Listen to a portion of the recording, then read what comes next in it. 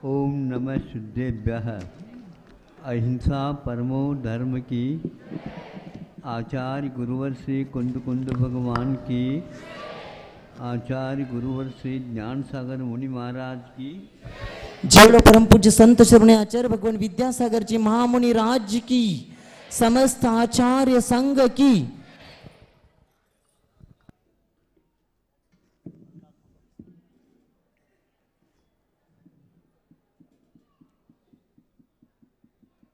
वैसे क्रम के अनुसार रामायण चल रहा था और 4-5 उसके भाग करके आपके सामने रखा था। आज भी वह रविवार है, किंतु उसके क्रम में कुछ अंतर लाते हैं। कुछ रहस्यपूर्ण और बहुत व्यापक विस्मय को पैदा करने वाले प्रसंग है, अन्यत्र कहीं और भी जनता के साथ उनको रख सकते हैं। आज आप लोगों के लिए कुछ शास्त्र के में क्या क्या रहस्य भरा हुआ है, रहस्य तो आप जानते होंगे, किंतु विस्मय होता है उन प्रसंगों में, और कितनी दृढ़ता के साथ वो लोग पालन करते थे। जैसे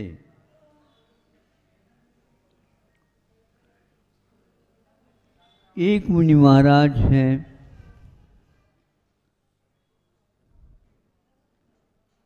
उनके पास साक्षरता कम है, कमज़ोर है, ज़्यादा पढ़े लिखे नहीं है, किंतु मुनि अवस्था को प्राप्त कर चुके हैं और यूँ कहना चाहिए सुस्वर और दुस्वर दो प्रकृतियां हैं नाम कर्म संबंधी, जिनके वचनों में मिठास रहता है और उस उच्चारण को सुनने से एक बार और सुन ले तो अच्छा होता है, मन भरा नहीं ऐसा लगता है। और उनके लिए सुस्वर नाम कर्म का उदय न हो करके दुस्वर नाम कर्म का उदय है, मान लो, वह मोक्ष मार्ग में कोई बाधक नहीं होता, लेकिन फिर भी जो पढ़े लिखे होते हैं वो तो यही अनुमान लगा लेते हैं, कुछ आता तो है ही नहीं, मुनि बन गए। किंतु आस्था का विषय क्या है ये देखना है, तो वह आ गए आहार के लिए। श्रावक बहुत, क्या कहना चाहिए उसको, भक्ति संपन्न था, विवेक संपन्न भी था, शास्त्र के अर्थ को आत्मसात करने वाला था। ऐसे ऐसे विशेष न उसके पास उसके क्षयोपशम के निमित्त उसकी प्रतिभा के कारण हुआ था, और इनके सुनने से उनको कोई भी उसमें फर्क नहीं हुआ, क्योंकि यह आंतरिक साधना का एक प्रतिफल है। हमारे लिए तो वो इसलिए पूज्य है, हमारा तो जीवन हमें ज्ञात है, अच्छा अच्छा ही सब होता है ऐसा नहीं, उसमें और कुछ मिक्सचर भी रहता है। मिक्सचर तो समझते हो, हाँ, मिसळ झालं मिसळ नहीं समझे, काय झालं, मिसळ झालं, ठीक है। तो उस प्रकार का था, वो समझते हुए वह एक प्रकार से उस समय तीर्थंकर प्रकृति का बंध भी कर रहा हो सकता है। कौन? श्रावक। फिर भी वह इनके पास तीर्थंकर प्रकृति का बंध है क्या? नहीं, कुछ नहीं। ज्ञान की अपेक्षा से नहीं, किंतु इनकी चर्या को देखने से इनके पास योग्य जितना ज्ञान आवश्यक है वो पूर्ण पर्याप्त है। अब मान लीजिए उनके पास सम्यक दर्शन है, तो श्रावक के पास क्षायिक सम्यक दर्शन है। कितने 2-3 उपाधियों से बहुत ही ऊंचे उठ गए वो। और श्रावक के पास मान लीजिए क्षायिक सम्यक दर्शन तो है ही, तीर्थंकर प्रकृति का बंध हो ही रहा है, शास्त्र ज्ञान भी अटूट है, आत्मसात किया हुआ है, सभी लोग उसको श्रावक को भी बहुत आदर के साथ देखते हैं। और यदि मान लो उनके पास दीर्घ संगणन है और मुनि महाराज के पास दीर्घ संगणन भी नहीं है, और क्या चाहिए? रूप भी उनका तो कामदेव जैसे श्रावक का है, और मुनि महाराज का रूप भी मतलब काम चलाऊ है। हाँ, अब ये इतनी तुलना की अपेक्षा से बहुत ही फर्क पड़ रहा है। फर्क तो ऊपर से है, भीतर से हम कहना चाह रहे हैं असंख्यात गुणी निर्जरा श्रावक की हो रही है, क्षायिक सम्यक दर्शन भी है, तीर्थंकर प्रकृति का बंध भी कर रहा है, वज्र से नाराज संगणन भी है, आदि आदि सब कुछ है। और मान लीजिए बता दो मोक्षगामी जीव है, कौन? श्रावक, और इनको अभी कोई पता है ही नहीं। अब क्या करें?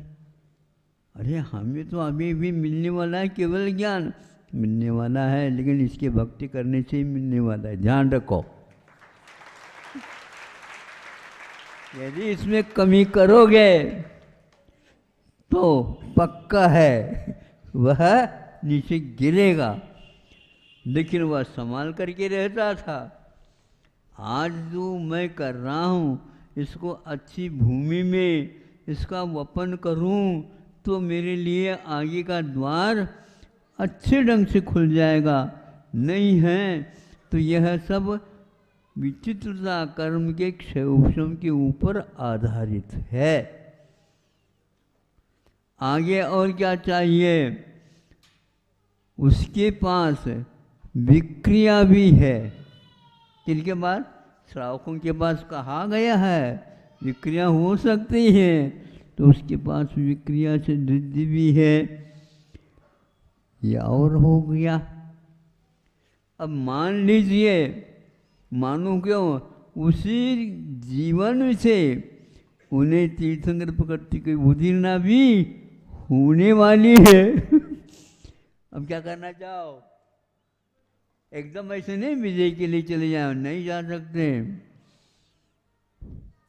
अब यहीं पर आपको रहना पड़ेगा, अथवा जिस क्षेत्र में है वहीं पर रह जाए।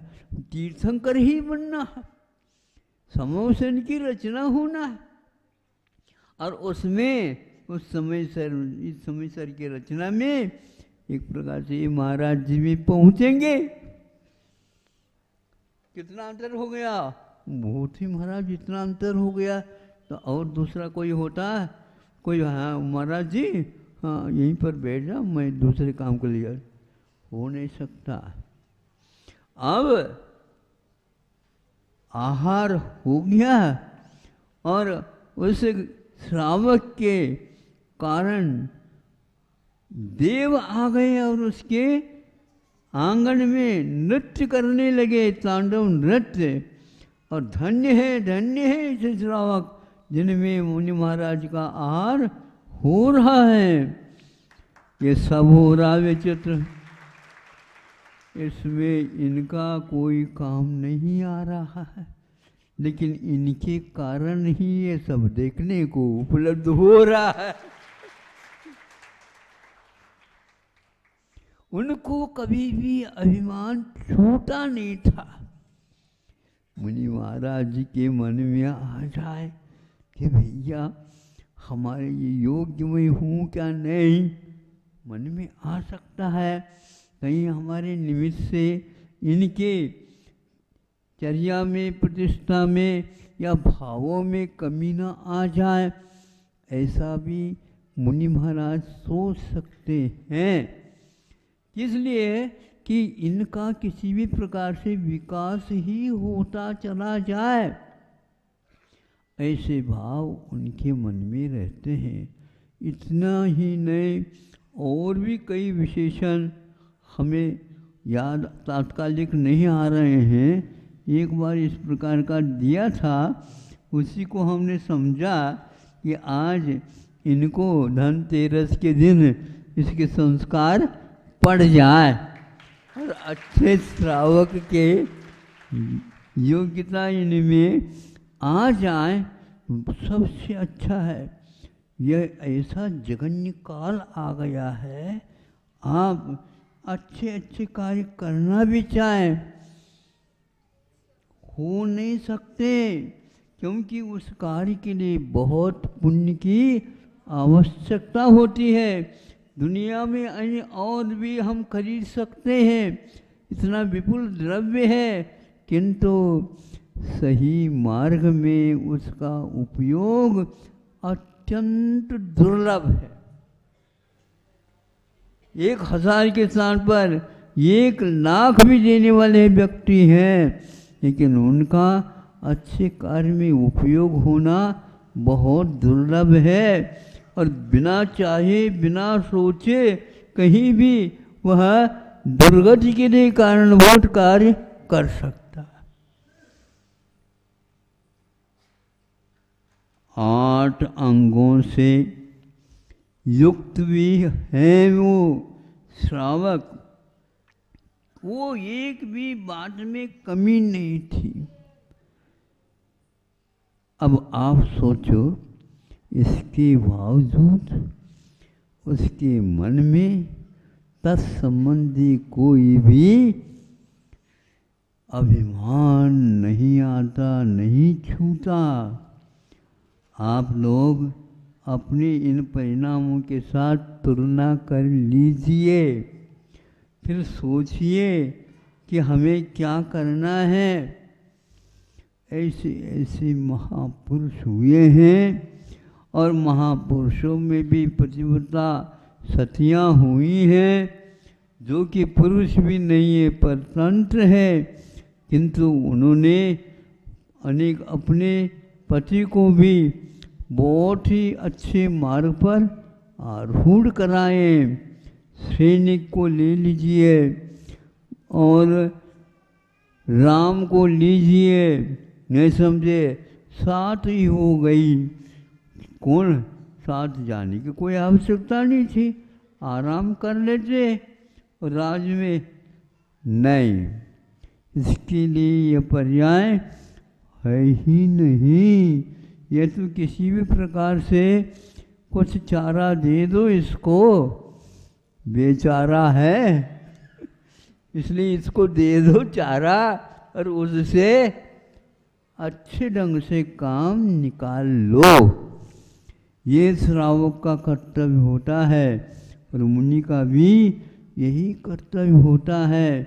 इसलिए मुनि को भी रखा है, ये ब्राह्मणी वृत्ति आदि पालन करो, जिसके द्वारा श्रावक किसी भी प्रकार से और गैर मार्ग की ओर न जाए और उनको अभिमान भी न आए। ऐसे भाव करो, करवाओ और उसकी अनुमति दे दो, उसकी प्रशंसा करो। अच्छे मार्ग की प्रशंसा के 3-4 शब्द भी बहुत ही दुर्लभ हो गए हैं, और इधर उधर की तो बातें बहुत यूं ही प्रविष्ट होते चले जा रहे हैं। भारत के इतिहास को पढ़ने से ऐसा ज्ञात होता है कि उस समय के श्रावक जन कितने विचार में विशालता उनकी थी और कितना विवेक रखते थे। आप सोचो कि ऐसे ऐसे स्थान बने हुए हैं जो जिनके यात्रा करने से आज के व्यक्तियों के मन में आता है कि हमने अपने जीवन में किया ही क्या है। फिर भी अभिमान इनको छोड़ता ही नहीं और उनको अभिमान छूटा नहीं। कैसा अंतर है ये? बहुत अंतर है। ऐसे व्यक्ति भी हैं जो जब संग्राम होने को था, मतलब स्वतंत्रता को, जब परतंत्रता से स्वतंत्रता की ओर आना था, उस समय जो पाकिस्तान में लाहौर इत्यादि स्थान में जैन लोग रह गए थे, तो वो उनके लिए कहा तुम यहाँ पर निर्वाह नहीं कर पाओगे। हाँ, हम भी समझ रहे हैं, लेकिन हम पहले नहीं जा सकते। तो पहले क्या और किसको ले जानो? नहीं और नहीं, हमारे जो उपास्य बिंब हैं और शास्त्र हैं, उनको जब तक हम व्यवस्थित ढंग से वहाँ तक पहुँचाएंगे नहीं, तब तक हम नहीं जाएंगे। उनका नाम, उनका आज उनकी कॉलोनी भी बनी हुई है।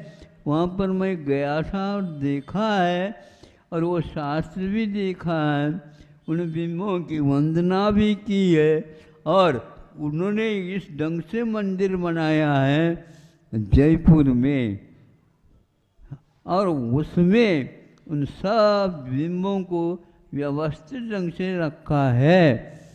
तो वहाँ पर जाकर ही देखा तो ये नंबर, और जनवानी भी थी, शास्त्र भंडार था, और हस्तलिखित ग्रंथ और ताड़पत्री उल्लेख सब देखता रह गया। और वो यहाँ पर आने के उपरांत उस जयपुर में एक अलग ही अपना महत्व रखते हैं।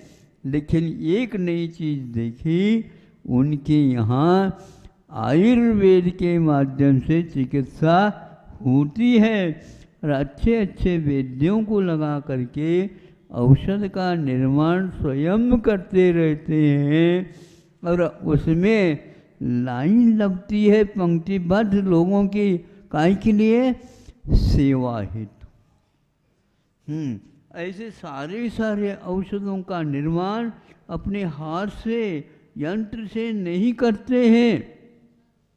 हाँ, और 2-2 घंटे 3-3 घंटे उनके नंबर लगे हुए हैं, और वह कुछ निकलते हैं, कुछ वहाँ पर आ जाते हैं।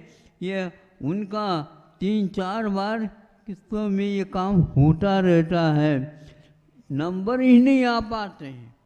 कई बार कोशिश करने के उपरांत, क्योंकि उसके लिए मुझे चाहिए, मुझे चाहिए, मुझे चाहिए, और उसका औषध के निर्माण करते समय वो क्या इधर उधर की बातें नहीं करते, नमोकार मंत्र का उच्चारण करते हैं, भक्तामर्जी का पाठ करते हैं, और भावनाओं का चिंतन करते हैं, और कहते हैं यहाँ पर कुछ बोलो नहीं, क्योंकि औषध है, रोग निवारण के लिए कारण है।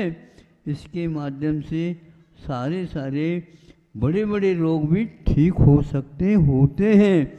इसे निर्माण कर रहे होते हैं, और आप भी हैं, किंतु यहाँ पर वो याद ही नहीं आता। एलोपैथी के माध्यम से चला रहे। आज 50 वर्ष पूर्व में मैंने उसको देखा था, उस समय ये काम होता था। सब लोग शुद्ध भोजन करते हैं, चारों प्रकार के आहार का रात में त्याग करते हैं। आप लोगों के लिए कह दें तो भग जाएं आप, इसलिए एकदम नहीं कह पाता मैं, लेकिन फिर भी घुमा करके कह देता हूँ। तो कुछ लोग ले लेते हैं, तो उसके कारण हमारे पास दूसरे दिन और लोग ग्राहक आ जाते हैं। ग्राहकों को बनाने के भी तो बहुत विशेष ढंग होता है, उसको भी सीख लो। इसमें बहुत बैठे बैठे ही आपकी कमाई हो जाएगी। 6 व्यक्तियों को आप इस प्रकार बनाओगे तो एक व्यक्ति का लाभ आपको पक्का।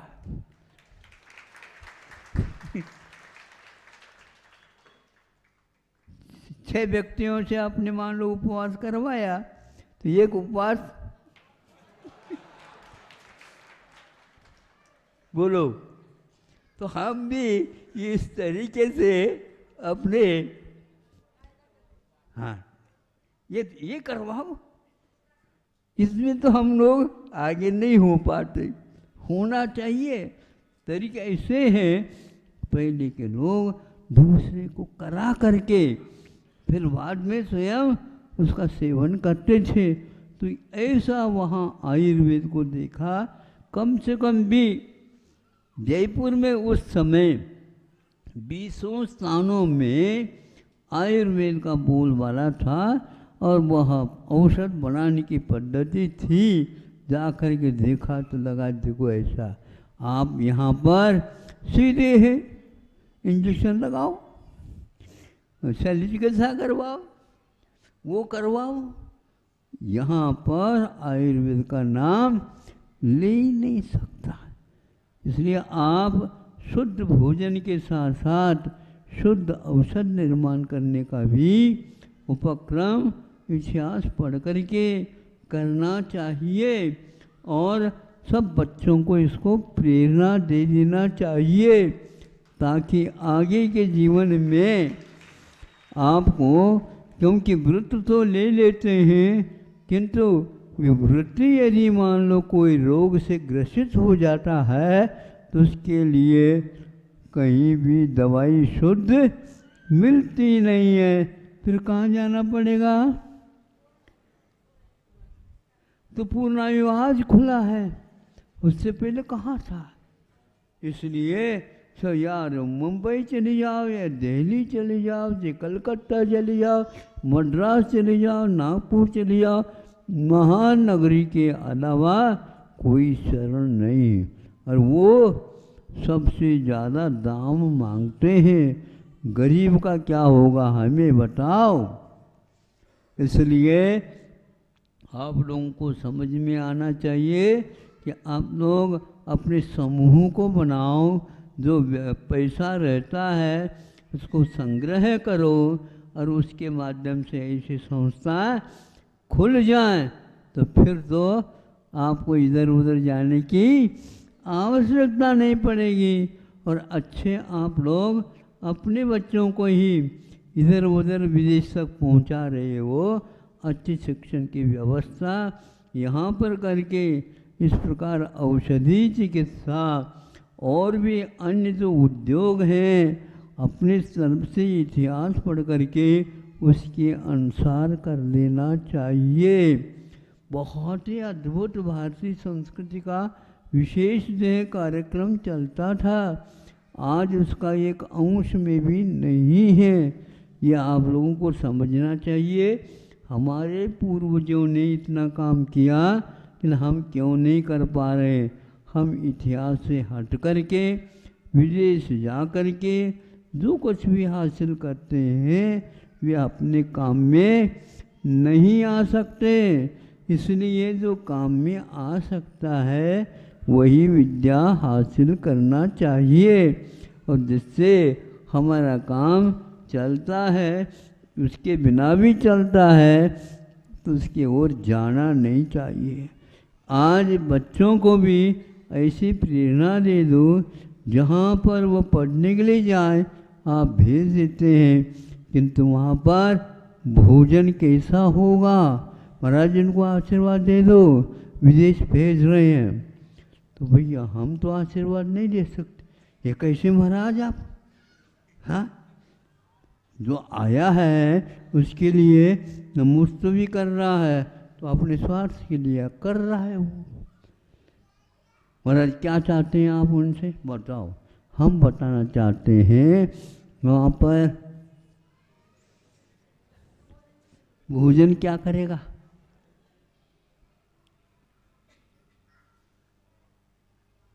आप कोई घर के मेंबर जा रहे हो क्या, नहीं जा रहे, नहीं जा रहे तो वहाँ भोजन क्या करेगा? छात्रावास है महाराज, छात्रों में हमने अध्ययन किया, पूछताछ करने से ज्ञात हुआ दोनों चलते। दोनों का क्या? शाकाहार का नाम बाद में, मांसाहार पहले। ये स्थिति है महाराज। बाद में सब प्रायश्चित वगैरह दे दो, सब ठीक हो जाएगा। अभी तो पढ़ने लिखने का समय है, तो अभी पढ़ने लिखने के समय पर ही आपको बचाना है। इस बच्चे का निर्वाह आगे भविष्य में कैसे कराओगे आप बताओ। इसलिए उस शिक्षण को आप प्राप्त करो जिसमें इस प्रकार का मांसाहार की ओर जाना पड़े। नहीं है तो बच्चों को जिस प्रकार उसने अच्छे अच्छे ग्रंथों को देख लिया, विज्ञान के ग्रंथों को, उसी प्रकार पाक शास्त्र भी सिखा दो। हाँ, घर में माँ है और वो सिखा दे, 1 महीने 2 महीने में सीख लेगा। हाँ, और सीख लेगा तो स्वतंत्र बना करके खा लेगा जैसे चाहे उसके अनुसार। लेकिन आप सिखाते नहीं, महाराज बनाना नहीं आएगा उसको। कैसे नहीं आएगा? आपको कैसे आ गए बताओ? तुम कितने पढ़े लिखे बताओ मुझे। हाँ, बिना पढ़े भी बहुत अच्छे ढंग से वो बनाते हैं और इन लोगों को खिला देते हैं। ऐसा होने से बहुत कुछ लोगों के ऊपर प्रभाव पड़ा। नहीं है तो जहाँ पर बनता है एक का मांसाहार का अलग बने और शाकाहार का अलग आप रखिए तो हम आशीर्वाद देने के लिए तैयार हैं। तो इससे उन लोगों को लगा कि नहीं, महाराज जी का आशीर्वाद तो है लेकिन ये अलग होना चाहिए। हो रहा बताते हैं, अब तो अपने आप ही और आगे बढ़ने वाला है, क्योंकि शासन ही जब अहिंसक होता है तो फिर सब वहाँ पर ऐसे शासन के व्यक्तियों से आप अपना संबंध रखो और उनका आदर करो तो निश्चित रूप से आपका कार्य हो जाएगा। ऐसे पूर्वजों ने कार्य करके इतिहास को रचा है अथवा इतिहास को बचाया है। उसी प्रकार आपको उनको कर लेना चाहिए। बहुत सारे बच्चे क्या, सबसे ज़्यादा जैन समाज के बच्चे ही प्रत्येक विषयों में निष्णात हैं, किंतु योग की बात है यहाँ पर, यहाँ का जो पढ़ेंगे इत्यादि करेंगे विदेश में जा कर के रहेंगे और वहीं के नागरिक बनेंगे। अब उनको भारत के कहेंगे क्या विदेशी कहेंगे? यूँ कहना चाहिए वो परदेशी हैं। नहीं समझे? परदेश का अर्थ क्या होता है से बताओ? बैकवर्ड। हाँ, ये परदेशी है, इसको कोई रखने वाला कोई है ही नहीं, अनाथ है। नहीं, उनको स्वदेश का परिचय कराओ और इस प्रकार उसको समर्पित करवाओ जिसके द्वारा अनेकों का सुधार वह कर सके और अनेकों के जीवन में परिवर्तन ला सके और देश का भी नाम किया जा सके। आप अपने घर का यदि नाम सुरक्षित रखना चाहते हो तो सबसे ज़्यादा पहले आपको अपने देश का ही संस्कृति को सुरक्षित रखना चाहिए। यदि नहीं रखेंगे तो यहाँ पर आपके अवशेष जो कुछ भी हैं उनकी रक्षा नहीं होने वाली है। इसलिए बच्चों को देश की उन्नति के बारे में, संस्कृति की रक्षा के बारे में तज्ञ बनाने का कर्तव्य आप सब लोगों का है। समय आपका हो गया है, इतना ही पर्याप्त, क्योंकि पहले अच्छे ढंग से आज व्यस्त हैं लोग, आए तो हैं, नहीं समझे हैं? हाँ महाराज, धनतेरस इसका नाम ही है। आज तेरस है लेकिन धन है, पहले धनतेरस है, तो कोई बात नहीं, धन भी चाहिए, लेकिन कैसा धन चाहिए? दान के हिस्सा को पहले बनाओ।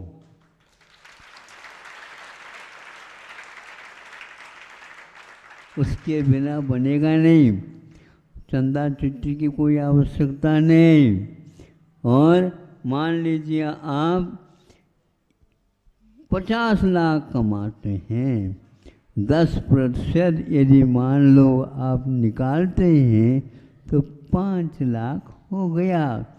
इस प्रकार यदि करेंगे तो आपके लिए शासन कहेगा आप ही हमारे हेतु हैं, आप ही हमारे लिए मालिक है, ऐसे कहेंगे।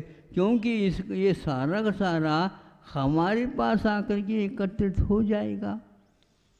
तो इसीलिए इससे बचेंगे तो आपका मोह भी टूट गया। टूट गया क्या, नहीं बताओ? हाँ महाराज, 50 लाख तो कमाए, पसीना पसीना हो गया, और 5 लाख देते समय मन कहता है ऐसा ही महाराज कहते हैं। नहीं नहीं, ये 5 आज हो गया तो कल आप कहेंगे नहीं महाराज, प्रतिशत और हम बढ़ाते हैं। और प्रतिशत यदि बढ़ता जाएगा तो शासन के लिए वो सब चला जाएगा। हाँ, किंतु अच्छे शासन की भी आवश्यकता है। तो उन शासक वालों को भी हम कह सकते हैं नहीं, हम इतना दे सकते हैं, इतना दे सकते हैं, लेकिन आपको ऐसा काम करना होगा, बिल्कुल आपका काम होगा। आप जैसे कहेंगे वैसे ही हम करेंगे। तो आज के शासन में बहुत कुछ मार्जिन है, गुंजाइश है कि वे अहिंसक को ही पूर्ण रूप से प्रेरित कर रहे हैं। अहिंसा शासन हुआ ही नहीं, यथा राजा तथा प्रजा आपके हाथ में आ जाएंगे। ऐसे आप कार्य करो और सबके लिए सहयोग दो, जिसके द्वारा आगे का जो कोई भी युग आएगा वहाँ इतिहास के लिए अवश्य काम करेगा।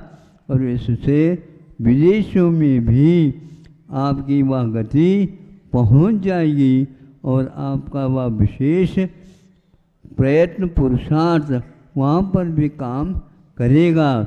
आज सभी विश्व का ध्यान इसी ओर है तो भारत, और भारत में भी विशेष रूप से जो शाकाहारी हैं वह निश्चित रूप से आज अपना प्रभाव डाल रहा है और डलेगा।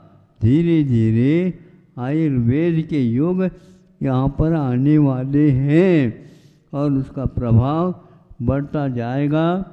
तो जो बहुत खर्चीला है और बहुत हिंसक पदार्थों से, वस्तुओं से बना हुआ औषध रहता है, उसके बहुत बुरे परिणाम निकल रहे हैं। उनको छोड़ करके अच्छे परिणाम की ओर आज का युग मुड़ रहा है। उसके लिए भी आप लोगों को सहयोग अवश्य देना चाहिए, इतना पर्याप्त है। अहिंसा परमो धर्म की जय। जय परम पूज्य संत शिरोमणि आचार्य भगवान विद्यासागर जी महामुनि राज्य की, समस्त आचार्य संघ की। प्रभु देव तुम्हारे पवित्र मुख से निसृत जो शीतलवाणी, जग में जन के मल को दोती अत काती जिनवाणी। जयवंतो माँ जग में तब तक जब तक सूरज चांद रहे, शीश नवाते कर्म करो माँ अब तक हम विषयांद रहे। अब हम ना विषयांदर ही कहे सर